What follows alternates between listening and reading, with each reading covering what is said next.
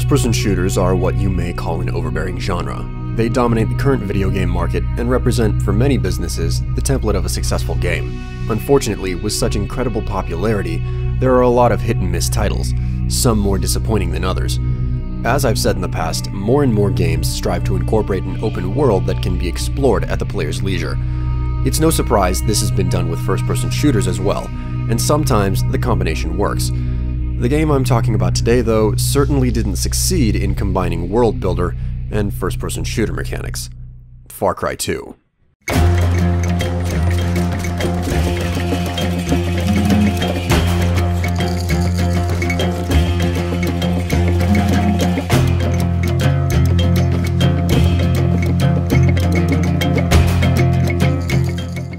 Far Cry 2 has always been a bit of an odd beast for me personally. Despite all of its downfalls, errors, and bad execution, the world and exploration mechanics were done properly. When just examined on the value of free roam, the game can be very fun and immersive.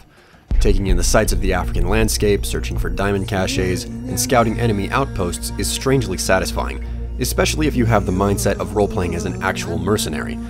Though debatable, the most fun that can be had in Far Cry 2 is from tinkering with your own devices instead of following the story laid out by the developers.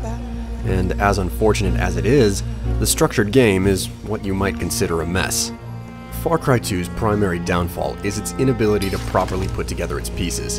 For instance, enemy AI is often unrealistically intelligent given the circumstances it functions under. However, if this was a linear game, it wouldn't be nearly as bad, or maybe even unnoticeable. Then there's the story, which largely feels awkward, uninteresting, and rushed. You still sick? Not gonna waste my time on a sick man.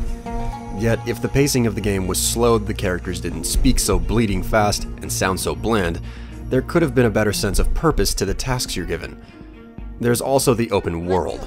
This isn't a bad thing in and of itself, but when you build missions with traditional linear components, and then put those missions in an open world environment, the results won't look pretty. In this case, instead of utilizing the open world, it's just treated as a large obstacle you have to overcome every time you're given a mission. It literally boils down to run around a local area, get in a truck, drive to another local area, run around there, repeat. A lot of games do this in essence, but Far Cry 2 does it literally, with almost no deviation from the formula, which is where the largest problem lies with most of the missions. I could go on, but the point is, most of the problems are a result of the pairing of mismatched parts, keeping in mind that many of the right parts to fix the problems aren't present in the game at all. It's bad enough to be given a square peg in a round hole and then be told to put them together, but it's even worse to build them both yourself and then jam them together because you don't want to fix the inherent problem between the parts. But I digress.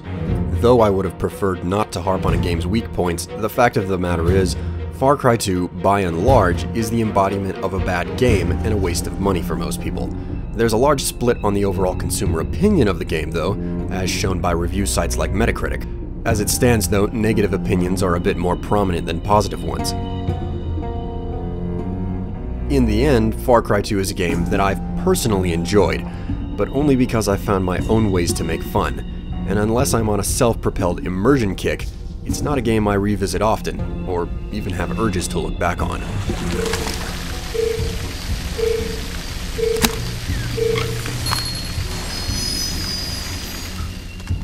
I'm certain everyone watching this has their own opinion of Far Cry 2, or open world mechanics for that matter. Whether you agree, disagree, or are completely indifferent, go ahead and hit the comments. Make yourself heard. Until next time, this has been a video blog by Strife for B10g.net, July 4th, 2011.